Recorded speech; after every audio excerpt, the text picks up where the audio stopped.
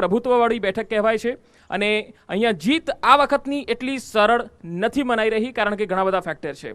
બીજી એક ખાસ વાત, આ બેઠક પર ક્ષત્રિય અને પાટીદાર મતદારો સૌથી વધારે છે, એટલે જીત માટેનું આ ફેક્ટર પણ જ્ઞાતિનું ખૂબ જ અસરકારક છે.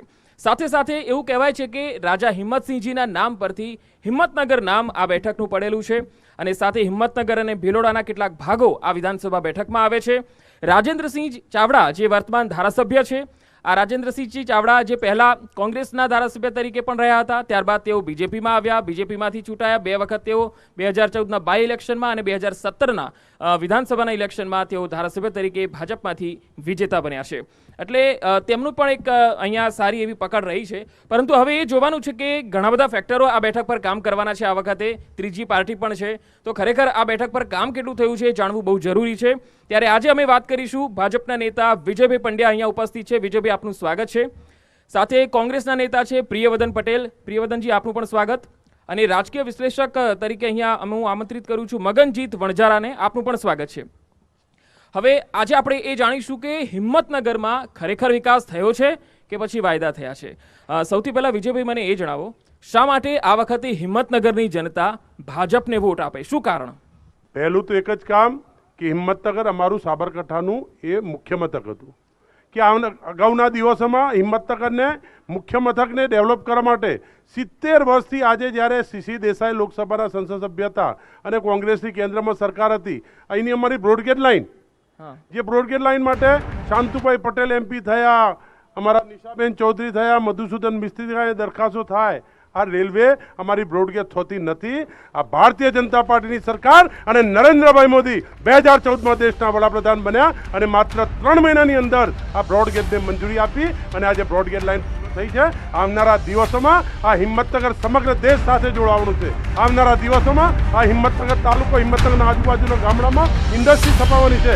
આવનારા દિવસોમાં આ હિંમતનગર વિધાનસભાનો આર્થિક વિકાસ વધવાનો છે. ઓકે, એટલે વિકાસના મુદ્દાને લઈ હવે લોકો પાસે જશે ભાજપના ઉમેદવાર, એવું કહેવું છે એમનું. હવે પ્રિયવદનભાઈ, આપ જણાવો, તમારા ઉમેદવાર આ વખતે લોકોની વચ્ચે જશે, શા માટે કોંગ્રેસને વોટ આપે હિંમતનગરની જનતા? સાહેબે બે સરસ મજાની વાત કરી વિકાસની, રેલની વાત કરે છે. રેલની જે પ્રપોઝલ છે, સન્માનીય મધુસૂદન મિસ્ત્રી સાહેબ જ્યારે 2004માં લોકસભામાં હતા ત્યારે એમના સમયમાં પ્રપોઝલ જ્યારે યુપીએની સરકાર હતું ત્યારની મુકાયેલી હતી અને એ પ્રપોઝલના બેઝ ઉપર આ મંજૂર થઈ. વાત થઈ રોજગારની, એક વાત કરી ઇન્ડસ્ટ્રીની. એક સમયે તો કે અહીંયા 17 ઇન્ડસ્ટ્રી, સિરામિક ઇન્ડસ્ટ્રી ચાલતી હતી અને મોરબીમાં 7 પણ પૂરી ન હતી.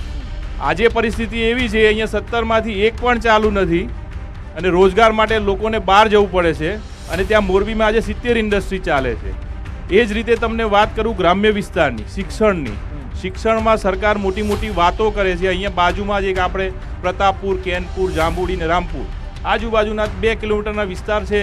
શાળા મર્જ કરીને બાળકો જે વગડાથી આવે છે અહીંયા ભણવા માટે, એમના ભણવાની શાળા બંધ થઈ ગઈ. ટ્રાન્સપોર્ટેશનનું નામ કે છે, 1 મહિનામાં ટ્રાન્સપોર્ટેશન પણ બંધ થઈ ગયું. આજે શાળા લોકોને, છોકરાઓને જવાનું બંધ થઈ ગયું. હિંમતનગર વિધાનસભાની હું વાત કરું તો અહીંયા વંશવાદ ફૂલીને ફાલ્યો છે. એક પિતા હતા, આજે એમનો પુત્ર છે ધારાસભ્ય તરીકે. બીજી વાત કરું ભ્રષ્ટાચારની, તો ભ્રષ્ટાચારની તમે નગરપાલિકા વિસ્તારમાં હેઠો, હું જ્યાં રહું છું ત્યાં ઉમિયા વિજય ટીપી રોડ, એ રોડ બનાવ્યો 1.5-2 કરોડ રૂપિયામાં, તોડી નાખ્યો 6 મહિનામાં, પાછો ફરીથી બનાવ્યો. એ જ રીતે બીજા એક વિસ્તારમાં જવું, આપણને ખબર છે કે અહીંયા ડામર રોડ છે, અહીંયા સીસી રોડ કરવાનો છે, તેમ છતાં ત્યાં બ્લોક નાખવામાં આવે અને પાછો સીસી રોડ કરવામાં આવે.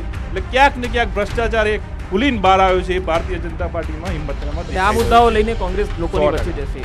વિજયભાઈ, ઘણા બધા મુદ્દાઓ કીધા એમણે. એક તો ભ્રષ્ટાચારનો મુદ્દો કીધો, રોડ રસ્તામાં ભ્રષ્ટાચાર થાય છે, કરપ્શન થાય છે, અને સૌથી મોટી વાત એમણે એ કરી કે 17 યુનિટ છે એમાંથી માત્ર 1 જ બચ્યું છે. પહેલાં તો એમને જે પ્રશ્ન કર્યો પેલો શિક્ષણની વાત કરી, મારા મિત્ર છે દેવભાઈ, એ શિક્ષણની વાત કરું ને કે આ હિંમતનગર વિધાનસભા છે ને એ બક્ષીપંથ સમાજથી ગામડા ધરાવતો વિસ્તાર. પહેલાં બક્ષીપંથ સમાજની દીકરી 12મા ધોરણ સુધી ભણી શકતી નથી. આ ભારતીય જનતા પાર્ટીની સરકારમાં કાંદળા, અડપોદરા, આપણું કુંભ, જ્યાં અને હમણાં અમારું આ ગોરવાડા, ત્યાં માધ્યમિક શાળાઓ મંજૂર થઈ છે સરકાર દ્વારા. એ બક્ષીપંથ સમાજની દીકરીઓ જે 7મા ધોરણ સુધી કોંગ્રેસના રાજમાં આગળ ભણતી નથી, આજે 12મા ધોરણમાં ભણે છે. મારું વતન, મારો વિસ્તાર, હું તાલુકા પંચાયત સદસ્ય હતો, 2007માં 2008માં આર્ટ્સ કોમર્સ કોલેજ આ જિલ્લામાં પહેલી 70 વર્ષમાં આવી કોઈ કોલેજ સ્થાપી નથી. સરકારી કોલેજ સ્થાપિત થઈ. એક ગામડાની દીકરીઓ બહેનો 12મા ધોરણ સુધી ભણતી નથી. આજે ગ્રેજ્યુએટ થાય છે ને એક બક્ષી પણ કાંદળાની દીકરી યુનિવર્સિટીમાં 3જો નંબર આવ્યો અને આજે 700 દીકરીઓ ત્યાં ભણી રહી છે. આ શિક્ષણમાં વિકાસ છે. બીજી વાત જે એમને કરી કે નગરપાલિકાની, મેં પહેલે પણ કીધું કે કોંગ્રેસ ચૂંટણી આવે ત્યારે નગરપાલિકાની આમ થયું તેમ થયું. આજ સુધી કોંગ્રેસે 5 વર્ષ દરમિયાન ચૂંટણી આવે ત્યારે ડિબેટમાં મોકલવા ભેગા થવું. આ અમારી પ્રજા છે, અમારા કોર્પોરેટરો આજે સમગ્ર ગુજરાતની જેટલી નગરપાલિકાઓ છે ને એમાં કોંગ્રેસના મિત્રો પણ કબૂલ કરે છે કે આ ગુજરાતની સર્વશ્રેષ્ઠ નગરપાલિકા હોય તો હિંમતનગર નગરપાલિકા છે, જેને આ દાગ લાગ્યો નથી. આ પણ આ તો કે 50 છે ભ્રષ્ટાચાર બહુ અરે થાય હું દાવા સાથે કહું છું, અમારા એક કોર્પોરેટર ઉપર જો કોઈ આક્ષેપ સાબિત કરીને આપે ને તો રાજકીય જીવન છોડી દેવા પ્રિયવર્ધનભાઈ, તૈયાર તમે છું. આરોપ જ કરો છો ખાલી, સાહેબ સાબિત પણ આમાં કરો છો. તમને એક એસીબી ની ટ્રેપ થઈ હતી. અહીંયા સીઓ સાહેબ, સિવિલ એન્જિનિયર બધા જેલમાં ગયા હતા.